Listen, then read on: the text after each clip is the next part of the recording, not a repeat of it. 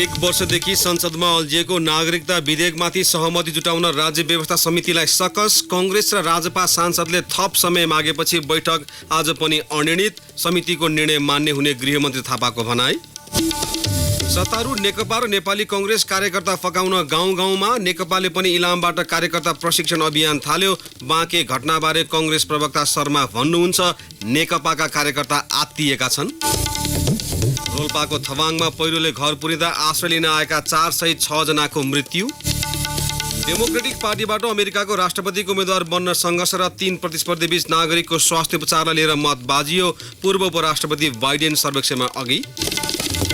र काठमाडौँमा जारी प्रकाश दाहाल स्मृति युवा नेपाल कप भलिबल प्रतियोगिताको सेमिफाइनल समीकरण पूरा। आर्मी र गण्डकी प्रदेश तथा एपीएफ र पुलिस भिड्ने। नमस्कार, कान्तिपुर डायरीका साथमा सुरज र म पवन। सुरु गरौँ अहिलेसम्मका प्रमुख प्रसङ्गबाट। सरकारले ल्याएको नेपाल नागरिकता ऐन 2063लाई संशोधन गर्न बनेको विधेयकमाथिको छलफल टुङ्ग्याउन संसदीय समितिलाई सकस परेको छ। सर्वसम्मत नहुने भएपछि मत विभाजनका आधारमा विधेयक टुङ्गो लगाउने तयारी गरे पनि विभिन्न दलका सांसदले समय माग्न थालेपछि संसदीय समितिलाई समय व्यवस्थापन नै कठिन बनेको छ। दलहरूबीच सहमति हुन नसकेपछि विधेयक 1 वर्षदेखि संसदमै अल्झिएको छ। नेपाली पुरुषसँग बिहे गरेकी विदेशी महिलालाई कति समयपछि मात्र नागरिकता दिने भन्ने विषय टुङ्ग्याउन समितिलाई सकस भएको हो। नागरिकता ऐन नेपाली नागरिकसँग वैवाहिक सम्बन्ध भएकी विदेशी महिलाले नेपालको नागरिकता प्राप्त गर्न चाहे वैवाहिक सम्बन्ध र आफूले विदेशी नागरिकता त्याग्ने कारबाही चलाएको निस्सा साथै पेश गर्नुपर्ने उल्लेख छ। सरकारले ल्याएको विधेयकमा सो प्रावधान बमोजिम नागरिकता लिन चाहने महिलाले नेपालको नागरिकता प्राप्त गरेको मितिले 6 महिनाभित्र विदेशको नागरिकता परित्याग गरेको निस्सा पेश गर्नुपर्ने प्रावधान थप भएको छ। सो विधेयकमाथिको दफावार छलफलका क्रममा प्रतिनिधि सभाको राज्य व्यवस्था तथा सुशासन समितिमा नेपालीसँग बिहे गरेका विदेशी महिलालाई तत्काल परिचय पत्र दिने र 7 वर्षपछि अङ्गीकृत नागरिकता दिने बारे छलफल भएको छ। लामो समयदेखि छलफल भइरहेको भन्दै सत्तारूढ नेकपाका सांसदले आजै टुङ्ग्याउनु पर्ने अडान लिएपछि कांग्रेस र राजपाका सांसदले नागरिकता बाहेकका अन्य विषयमा अध्ययन आवश्यक भएको जवाफ बताएका थिए। पार्टीमा समेत छलफल गर्नुपर्ने भन्दै उनीहरूले 1 दिन समय मागेपछि समिति सभापति शशि श्रेष्ठले बैठक भोलि बिहानसम्मका लागि स्थगित गर्नुभयो। यसैबीच गृहमन्त्री रामबहादुर थापाले नागरिकता विधेयकमा भएको प्रावधानले सरकारको आधिकारिक धारणा भएको बताउनु भएको छ। राज्य व्यवस्था समितिको आजको बैठकमा मन्त्री थापाले खुला सिमानाका कारण सबै मुलुकमा नागरिकता समस्या आउने भन्दै नेपाल पनि सोबाट अछुतो नहुने बताउनुभयो। उहाँले खुला सिमानाका कारण दोहोरो नागरिकता लिने धेरै भएको भन्दै यसलाई राष्ट्रिय सुरक्षा र विकासमा देखिएको समस्या पुनः नदोहोरियोस् भन्ने नै हालको प्रस्ताव ल्याएको जिकिर गर्नुभयो। यद्यपि समितिको निर्णयमा सरकार बाधक नहुने उहाँको भनाइ थियो। सत्तारूढ नेपाल कम्युनिस्ट पार्टी नेकपा र प्रमुख प्रतिपक्षी नेपाली कांग्रेस पार्टी सुदृढीकरण र कार्यकर्ता प्रशिक्षण कार्यक्रम लिएर गाउँ पसेका छन्। संगठन अस्त व्यस्त भएको तथा निर्वाचन बाहेकका समय कार्यकर्ता बिर्सिएको भन्दै आलोचना भइरहेका बेला दुवै दल छुट्टा छुट्टै कार्यक्रम सहित गाउँ पसेका हुन्। कांग्रेसले गत 24 गतेदेखि मुलुकभर जागरण अभियान गरिरहेको छ भने नेकपाले आज इलामबाट कार्यकर्ता प्रशिक्षण अभियान सुरु गरेको छ। दोस्रो चरणको जागरण अभियानमा कांग्रेसले केन्द्रीय नेताहरूको सहभागितामा मुलुकभर पार्टी सुदृढीकरण अभियान र नेता कार्यकर्तामा प्रशिक्षण जारी राखेको छ। कांग्रेस उपसभापति विमलेन्द्र निधिले केन्द्रदेखि स्थानीय तहका नेताहरूसम्म संवाद र सक्रियता, पार्टी र जनता तथा पार्टी र मतदाता बीचको निकटता कायम गर्न जागरण अभियान जारी राखिएको बताउनुभयो। नेकपाले पनि 77 वटै जिल्लामा कार्यकर्ता प्रशिक्षण सुरु गरेको छ। पार्टीको कार्यदिशा, एकतापछिको रणनीति तथा राष्ट्रिय राजनीतिमा पार्टीको भूमिका बारे नेकपाले कार्यकर्तालाई प्रशिक्षण दिन लागेको हो। इलामबाट सुरु प्रशिक्षण सबै जिल्लामा चरणबद्ध रूपमा सञ्चालन गरिने वरिष्ठ नेता जननाथ खनालले जानकारी दिनुभयो। नेपाली कांग्रेसले दोस्रो चरणको राष्ट्रिय जागरण अभियानका क्रममा बाँकेको सीतापुरमा हिजो भएको घटनाप्रति गम्भीर ध्यानाकर्षण भएको जनाउँदै दोषीलाई कारबाहीको माग गरेको छ। अभियान अन्तर्गत सीतापुर स्थित रेड क्रसको सभाकक्षमा आयोजित कार्यक्रममा प्रवेश गरी नेकपाका कार्यकर्ताले कुटपिट गर्दा जिल्ला सभापति किरण कोइराला सहित केही घाइते भएको कांग्रेसको दाबी छ। यद्यपि नेकपा बाँकेका अध्यक्ष आइपी खरेलले घटनाको खण्डन गर्दै आफूहरूको संलग्नता नभएको स्पष्ट पार्नु भएको छ। ललितपुरको सानेपा स्थित पार्टी केन्द्रीय कार्यालय कार्यालयमा आज पत्रकार सम्मेलन गरी प्रवक्ता विश्वप्रकाश शर्माले शान्तिपूर्ण कार्यक्रममा सहभागीमाथि आक्रमण हुनु निन्दनीय रहेको बताउनुभयो। सभा हलभित्रै प्रवेश गरेर हातपात हुँदा र सभा हल बाहिर 50-60 जना जम्मा भएर नाराबाजी गर्दा समेत सुरक्षा निकायले वास्ता नगर्नाले घटना सुनियोजित भएको उहाँको भनाइ छ। प्रवक्ता शर्माले भन्नुभयो, कांग्रेसको दोस्रो चरणको कार्यक्रममा जनताको बढ्दो सहभागिता देखेर सत्तारूढ नेकपाका कार्यकर्ताहरू आत्तिएका छन्। आक्रमणबाट सभापति कोइरालाको बायाँ हात भाँचिएको छ। कार्यक्रम काठमाडौँमा आज बिहान बसेको संसदको राज्य व्यवस्था समिति बैठकमा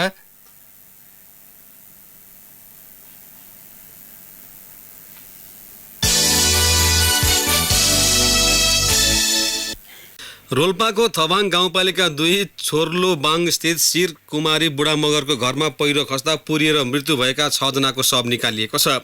28 वर्षीय शिर कुमारी र उनका 4 वर्षीय छोरा असलको शव बिहान र अन्यको शव दिउँसो निकालिएको प्रमुख जिल्ला अधिकारी लक्ष्मण ढकालले बताउनुभयो। पहिरो खस्ने डरले छिमेकी 36 वर्षीय जय बुढा मगर, उनकी पत्नी 40 वर्षीय मूल ज्योति र छोरी 10 वर्षीय ग्रीष्मा र 1.5 वर्षकी अर्की छोरी शिर कुमारीको घरमा आश्रय लिई बसेका थिए। दुर्भाग्यवश आश्रय लिएको घर नै पहिरोले पुरेको हो। 3 दिनदेखिको भारी वर्षाले निर्माणाधीन शहीद मार्गबाट खसेको पहिरोले शिर कुमारीको घर पुरेको थियो। घटनास्थल सदरमुकाम लिवाङबाट करिब 60 किलोमिटर उत्तरमा पर्छ।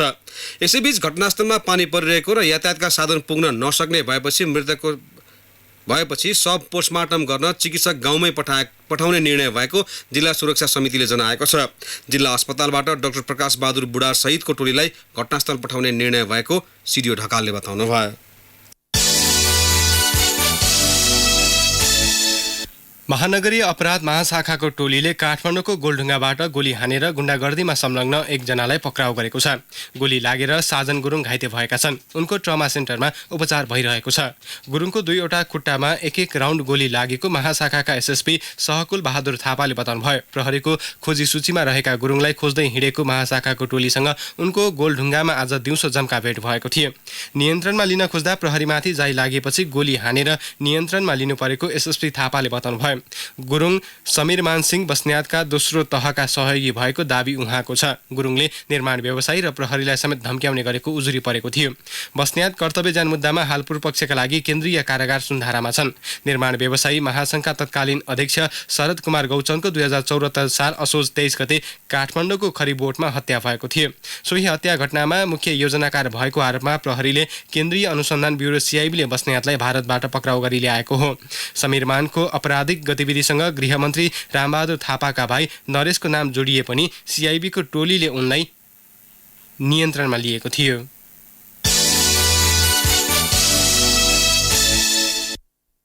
प्रदेश 2 का प्रतिपक्षी नेकपा तथा नेपाली कांग्रेसका सांसदहरूले प्रदेश सरकारको आलोचना गर्दै आजको बैठक अवरुद्ध पारेका छन्।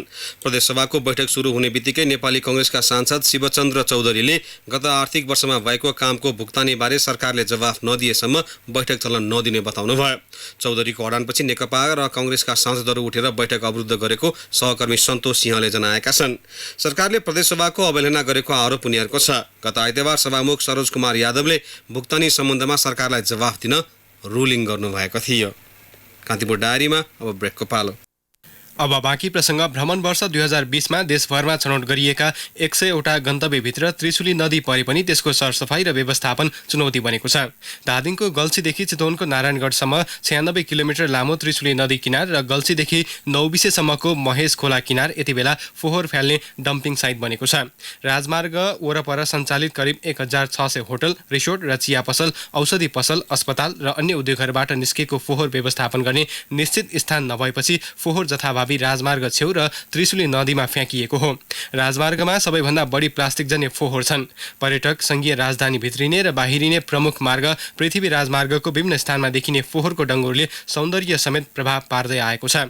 सरकारले आफ्नो क्षेत्र स्वच्छ र सफा राखौं, भ्रमण वर्ष 2020 सफल पारौं भन्ने नारा तय गरे पनि सोही नारा लेखिएको ब्यानर मुनि नै फोहोरको थुप्रो छरपष्ट देखिनुलाई धादिङवासी अनौठो मानिरहेका छन्।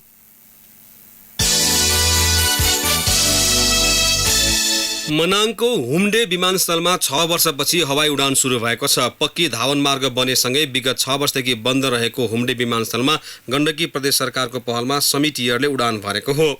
मुख्यमन्त्री पृथ्वी सुब्बा गुरुङ, उद्योग पर्यटन वन तथा वातावरण मन्त्री विकास लम्साल, मनाङका संघीय सांसद पोल्देन छोपाङ गुरुङ लगायत 15 यात्रु पोखरा विमानस्थलबाट हुम्डे पुगेका थिए। अन्तर्राष्ट्रिय पर्यटन दिवसको दिन असोज 10 गतेबाट नियमित उडानको तयारी गरिएको भन्दै मन्त्री लम्सालले हवाई उडानसँगै पर्यटनसँगको सहकार्यमा मनै छुने मनाङ प्याकेज पनि बनाउन लागि जानकारी दिनुभयो। 2070 देखि बन्द विमानस्थल सञ्चालनमा आएसँगै आवश्यक अन्य पूर्वाधार पनि बनाउने सरकारको योजना रहेको उहाँले उल्लेख गर्नुभयो। गण्डकी प्रदेश सरकारले पोखराबाट सातै प्रदेशमा सिधा हवाई सम्पर्क गर्ने योजना बनाएको छ।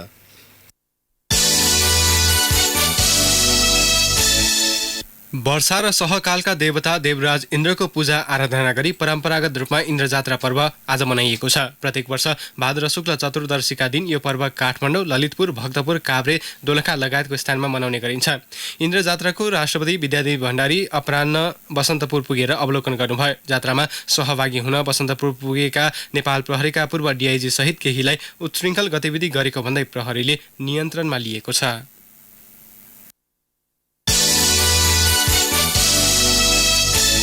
काठमाडौँको कलङ्कीबाट नियन्त्रित लागु औषध नुर्फिन, फेनार्गन र डाइजेपाम गरी 150 एम्पुलसहित बाराका 56 वर्षीय शिवनारायण शाह तेली पक्राउ परेका छन्।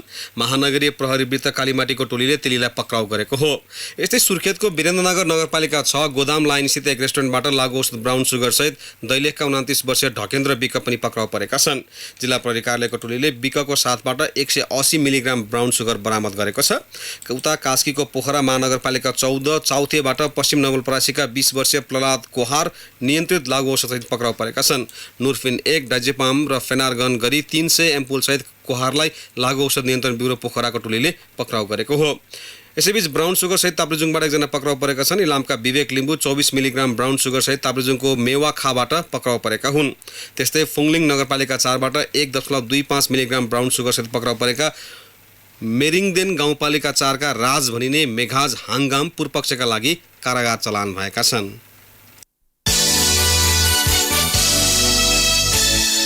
अब केही समाचार संक्षेपमा। जिल्लामै कृषि ज्ञान केन्द्र र पशुविज्ञ केन्द्रको कार्यालय स्थापनाको माग गर्दै तेह्रथुमका किसान आन्दोलित भएका छन्। म्याङलुङमा रहेको कृषि तथा पशुका कार्यालय धनकुटा सारिएको विरोधमा किसानले आज म्याङलुङ बजारमा लागेको साप्ताहिक हाटमा कृषिका कुनै उत्पादन बिक्री गरेनन् र गर्न पनि दिएनन्। संघीयता कार्यान्वयनसँगै जिल्लामा रहेका कृषि र पशु कार्यालय धनकुटा सारिएपछि आफूहरूले दुःख पाएको आन्दोलनरत किसानहरूको भनाइ छ। सिद्धार्थ राजमार्ग अन्तर्गत पाल्पाको तिनाउ गाउँपालिका दोभान हेडबक्स नजिकै पहिरोले 2वटा सवारी साधन पुर्दा जीप चालक कमल परियारको मृत्यु भएको छ अनि 6 जना घाइते छन्। डेङ्गुको संक्रमण हिमाली जिल्ला ताप्लेजुङमा पनि देखिएको छ। आठराई त्रिवेणी गाउँपालिका 2 फुलवारीकी एक महिलामा डेङ्गु संक्रमण देखिएको जिल्ला अस्पतालका प्रमुख डाक्टर सोनिङ लामाले जानकारी दिनुभयो। र सुदूरपश्चिम प्रदेशका विभिन्न जिल्लामा डेङ्गु र स्क्रब टाइफसका बिरामीको संख्या 77 पुगेको प्रदेशको सामाजिक विकास मन्त्रालयले जनाएको छ। डेङ्गुका 32 र स्क्रब टाइफसका बिरामी 45 जना छन्।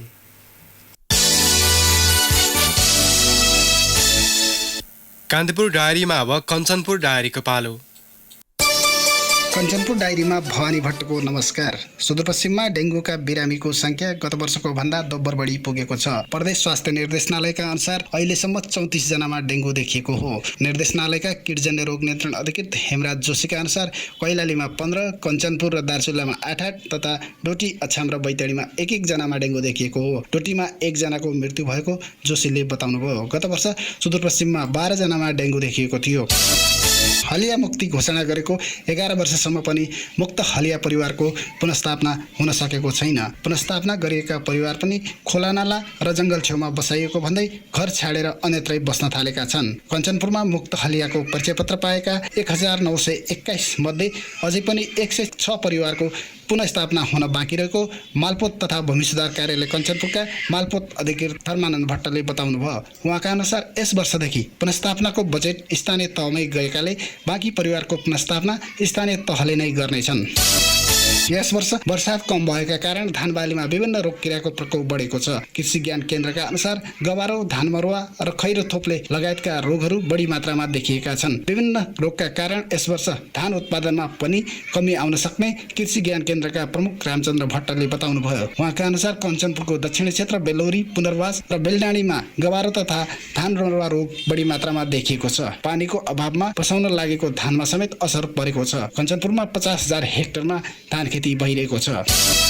जनप्रतिनिधि बीच नै समन्वयको अभावले स्थानीय तहमा विकास निर्माणदेखि प्रशासनिक कामका समेत प्रभावित हुन थालेका छन्। जनप्रतिनिधिहरू आपसी मनमुटाव र खिचातानीमै लाग्दा अन्य काम प्रभावित भएको हो। जनप्रतिनिधि बीच बजेट बाँडफाँडदेखि सेवा सुविधा उपभोग गर्ने लगायतका विषयमा विवाद देखिएको छ। हवस् त कञ्चनपुर डायरी आजलाई यति नै। भवानी भट्टलाई बिदा दिनुहोस्। नमस्कार। कञ्चनपुर डायरीपछि कान्तिपुर डायरीमा पुनः ब्रेकको पालो। अब आर्थिक प्रसङ्ग। सङ्घ प्रदेश र स्थानीय तहबीच समन्वय नहुँदा गण्डकी प्रदेशमा एक स्थानीय तह एक उद्योग ग्राम सञ्चालन कार्यक्रम अन्यलमा परेको छ। गण्डकी प्रदेशको गत वैशाखमा बसेको प्रदेश मन्त्री स्तरीय बैठकले प्रत्येक स्थानीय तहमा उद्योग ग्राम सञ्चालनका लागि सङ्घीय सरकारसँग जग्गा माग गर्ने निर्णय सहितको पत्र पठाएको थियो। मुख्यमन्त्री तथा मन्त्री परिषदको कार्यालयले केन्द्र सरकारले मागप्रति व्यवस्था गरेको आरोप लगाएको छ। प्रदेशका 85 वटै स्थानीय तहमा उद्योग ग्राम सञ्चालनका लागि प्रदेश सरकारले गत वर्ष नै बजेट विनियोजन गरेको थियो। प्रदेश सरकारसँग जग्गा प्राप्ति अधिकार नभएका कारण काम अगाडि बढाउन समस्या भएको उद्योग, पर्यटन, वन तथा वातावरण मन्त्रालयले जनाएको छ। मन्त्रालयद्वारा गरिएको सम्भाव्यता अध्ययनले 40 स्थानमा 41% भन्दा बढी उद्योग सञ्चालनको सम्भावना देखाएको छ। 40 वटा मध्ये 3 वटा प्रदेश स्तरीय औद्योगिक क्षेत्र निर्माण गर्न सकिने मन्त्रालयका प्रवक्ता नारायण आचार्यले बताउनुभयो। 85 वटा स्थानीय तहमध्ये 19 वटामा उद्योग खोल्न नसकिने भन्दै अध्ययन नै नभएको मन्त्रालयले जनाएको छ। मन्त्रालयले 66 वटा स्थानीय तहमा मात्र अध्ययन गरेको थियो। सो कार्यक्रमका लागि मन्त्रालयले गत वर्ष 1 करोड 92 लाख रुपैयाँ र चालु आर्थिक वर्षमा 1.5 करोड रुपैयाँ बजेट विनियोजन गरेको जनाएको छ। पछिल्लो केही दिनदेखि सुनको भाव निरन्तर ओह्रालो लागेको छ। गत 1.5 महिनादेखि उतार चढाव देखिएको सुनको भाव आज प्रति तोला 200 रुपैयाँले घटेको छ। सुनको भाव घटेर 70,600 रुपैयाँ कायम भएको सुनचाँदी व्यवसायी महासङ्घले जनाएको छ। गत आइतबारदेखि सुनको भावमा निरन्तर गिरावट आइरहेको छ। अन्तर्राष्ट्रिय बजारमा सुनको मूल्य बढेकाले केही समय अघि त्यसको असर नेपाली बजारमा परेको थियो। अमेरिकी डलरको सतही दर बढेसँगै सुनको मूल्य आकाश सिधा नेपाली बजारमा सुनको कारोबारमा समेत वात्तै गिरावट आएको व्यवसायीहरू बताउँछन्। चाँदीको मूल्यमा पनि 5 रुपैयाँले घटेर प्रति तोला 870 रुपैयाँ कायम भएको महासङ्घले जनाएको छ। अब देश बाहिरको प्रसङ्ग। डेमोक्रेटिक पार्टीबाट राष्ट्रपतिको उम्मेद्वार बन्न सङ्घर्षरत 3 प्रतिस्पर्धीहरूबीच अमेरिकी नागरिकको स्वास्थ्य उपचारलाई लिएर मत बाजिएको छ। टेक्सस राज्यको ह्युस्टनमा भएको तेस्रो चरणको डिबेटमा जो बाइडेन, एलिजाबेथ वारेन र बर्नी स्यान्डर्स बीच मत बाजिएको हो। यी 3 मध्ये एकले आगामी वर्षको नोभेम्बरमा हुने राष्ट्रपति निर्वाचनमा रिपब्लिकन उम्मेद्वार वर्तमान राष्ट्रपति डोनाल्ड ट्रम्पसँग प्रतिस्पर्धा गर्ने अपेक्षा गरिएको छ। स्थानीय समयअनुसार बिहिबार भएको डिबेटमा शीर्ष 10 जनमत प्राप्त उम्मेद्वारहरू मात्रै सहभागी थिए। अहिलेसम्म उम्मेद्वारको दौडमा बराक ओबामाको कार्यकालमा उपराष्ट्रपति बनेका बाइडेन अग्रपन्थीमा छन्। त्यस्तै मासाचुसेट्सकी सिनेटर वारेन दोस्रो र भेरमन्टका सिनेटर स्यान्डर्स तेस्रोमा छन्। बाइडेनले आफू ओबामा केयरको निरन्तरतामा रहेको बताउँदा वारेन र स्यान्डर्सले सबैका लागि मेडिकेयरको वकालत गरेका थिए। मेडिकेयरले एउटै बिमा अन्तर्गत सबै नागरिकको स्वास्थ्य बिमालाई सम्बोधन गर्ने उनीहरूको तर्क थियो। तर सो प्रस्ताव आर्थिक हिसाबले औचित्यपूर्ण नरहने भन्दै बाइडेनले ओबामा केयरको वकालत गरे। डेमोक्रेट उम्मेद्वारहरूले अमेरिकामा मध्यम वर्गको उपस्थिति हराउन थालेकोमा चिन्ता व्यक्त गर्दै आर्थिक उन्नतिमा उनीहरूको भूमिका बढाउने योजना अघि सारेका छन्। अस्ट्रेलियाले कामदार अभाव पूर्ति गर्न आफ्नो अध्यागमन नियमलाई दुर्गम क्षेत्र लक्षित हुने गरी परिवर्तन गर्ने तयारी गरेको छ। अस्ट्रेलियाको रोजगार तथा सिप मन्त्री मिकला क्यासले अहिले जारी रहेको दक्ष कामदार सूचीलाई समीक्षा गरिने बताउनु भएको छ। अस्ट्रेलिया सरकारले हरेक वर्ष विदेशी दक्ष कामदारलाई अस्ट्रेलिया भित्र्याउने योजनाका साथ विभिन्न कामको सूची सार्वजनिक गर्ने गर्दछ। अहिले सूचीमा रहेका करिब 500 त्यस्ता कामहरूले त्यहाँ रहेका कामदारको अभाव सम्पूर्ण रूपमा पूर्ति गर्न नसकेकाले यसलाई परिमार्जन गरेर दुर्गम क्षेत्रका कामदारहरूलाई प्रोत्साहन गर्ने गरी नियम ल्याउन लागि समाचार माध्यमहरूले जनाएका छन्। अस्ट्रेलियामा आवश्यक दक्ष कामदारहरूको आवश्यकता कुन कामको सूचीले पूर्ति गर्न सक्छ सोही अनुसार परिमार्जन गरिने तयारी गरिएको छ। सरकारले यही वर्षको मार्चमा यस सूचीलाई परिमार्जन गरेको भए पनि सबै कामले कामदार आवश्यकता पूर्ति गर्न नसकेको गुनासो बढेपछि यसलाई समीक्षा गरेर परिमार्जन गर्न लागि समाचारहरूमा जनाइएको छ। अस्ट्रेलियाले हरेक वर्ष 1,90,000 आप्रवासीलाई अस्ट्रेलिया भित्र्याउने गरेको भए पनि यो संख्यालाई घटाएर यस वर्षदेखि 1,60,000 बनाएको छ। अब खेल प्रसङ्ग काठमाडौँमा जारी प्रकाश दाहाल स्मृति युवा नेपाल कप भलिबल प्रतियोगिताको सेमिफाइनल समीकरण पूरा भएको छ। समूह एबाट विभागीय आर्मी र एपीएफ तथा समूह बीबाट नेपाल पुलिस क्लब र गण्डकी प्रदेशले अन्तिम 4मा स्थान बनाएका छन्। समूह चरणको अन्तिम खेलमा आर्मीले ढोरपाटनलाई 25-14, 25-19 र 25-22ले पाखा लगाउँदै समूह विजेताको रूपमा सेमिफाइनलमा पुगेको हो। विभागीय एपीएफ उपविजेताको रूपमा सेमिफाइनल पुग्यो। आज भएको समूह बीको खेलमा पुलिसले गण्डकी प्रदेशलाई 3-1 को सेटमा पराजित गर्दै समूह विजेता र गण्डकी उपविजेताको रूपमा सेमिफाइनल प्रवेश गरे। पुलिसले गण्डकीलाई 29-31, 25-12, 27-25 र 25-17ले पाखा लगायो। भोलि हुने सेमिफाइनलमा आर्मीले गण्डकी प्रदेश र एपीएफले पुलिससँग प्रतिस्पर्धा गर्नेछन्। नेपाल ओलम्पिक कमिटीको भोलि हुने निर्वाचनको लागि उम्मेद्वारहरू अन्तिम भेटघाटमा व्यस्त छन्। एनओसीमा रहेका 27 सदस्यमध्ये 26 जनाले उम्मेदवारी दिएका छन्। एनओसीको 19 सदस्यीय कार्यसमितिमा कोषाध्यक्ष र उपमहासचिव यसअघि नै निर्विरोध भइसकेका छन्। बाँकी 17 पदका लागि भोलि निर्वाचन हुँदैछ। अध्यक्ष पदमा वर्तमान अध्यक्ष तथा सांसद जीवनराम श्रेष्ठ र पूर्व उपाध्यक्ष उमेशलाल श्रेष्ठबीच प्रतिस्पर्धा हुँदैछ। 4 वर्ष अघि भएको निर्वाचनमा पनि यी दुई अध्यक्षका लागि प्रतिस्पर्धामा उत्रिएका थिए, जसमा जीवनरामले 17-8 मतले विजय बाजी मारेका थिए। महासचिवमा जीवनराम श्रेष्ठ निकट नीलेन्द्र राज श्रेष्ठ र उमेशलाल निकट पुरेन्द्र विक्रम लाखेले उम्मेदवारी दिएका छन्। एनओसीमा 27 सङ्घका 1-1 जना मतदाता रहने व्यवस्था छ। इटहरीमा जारी योनेक सनराइज 9औं पुष्पलाल स्मृति राष्ट्रिय र्याङ्किङ ब्याडमिन्टन प्रतियोगिताको उपाधिका लागि एपीएफका दिपेश धामी र पूर्व राष्ट्रिय च्याम्पियन सेनाका रत्नजित तामाङ भिड्ने भएका छन्। धामीले भोजपुरका पूर्व राष्ट्रिय च्याम्पियन विकास श्रेष्ठलाई 21-12, 21-14ले पाखा लगाउँदै तामाङसँगको भेट पक्का गरेका हुन्। अघिल्ला 7 संस्करणका विजेता तामाङले सेनाका नवीन श्रेष्ठलाई 21-14 र 21-19ले हराए। धामी र तामाङ पुरुष युगलमा पनि भिड्नेछन्। पुरुष खुलातर्फ सेनाका पविन लिन्थेप र कैलालीका देवराज राणा फाइनल प्रवेश गरेका छन्। महिलातर्फ राष्ट्रिय च्याम्पियन रसिला महर्जन एकल महिला युगल र अन्डर 17 गरी 3 विधाको उपाधि नजिक पुगेकी छन्। सेनाकी रसिलाले महिला एकलमा जेसिका गुरुङलाई 21-17, 18-21 र 21-13ले तथा छात्र अन्डर 17 तर्फ राजधानी युथ क्लब मोरङकी रोज पाण्डेलाई 21-9, 21-16ले पन्छाइन्। महर्जनले महिला एकलको उपाधिका लागि गत संस्करणकी विजेता नङ्सल देवी तामाङसँग प्रतिस्पर्धा गर्नेछिन्। अवश्य साथीहरूलाई कान्तिपुर डायरी यही समाप्त हुन्छ। राति 8 बजे सेक्युरिटी एन्ड क्राइम डायरीका साथ आउने नै छौँ। तबसम्मका लागि सूरज र पवनलाई आज्ञा दिनुहोस्। नमस्कार। सूचना र मनोरञ्जनको संवाहक रेडियो राष्ट्रको रेडियो कान्तिपुर।